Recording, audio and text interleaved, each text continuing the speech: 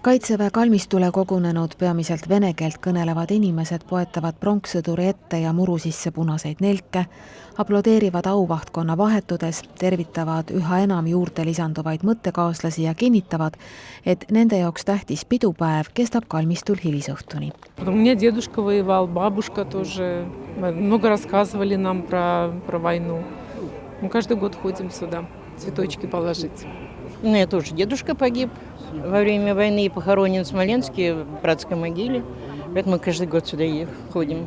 Ну, это праздник для нас. У нас воевали мои деды, воевали, погибли тоже, и поэтому мы всегда отмечаем. 9 мая, День Победы.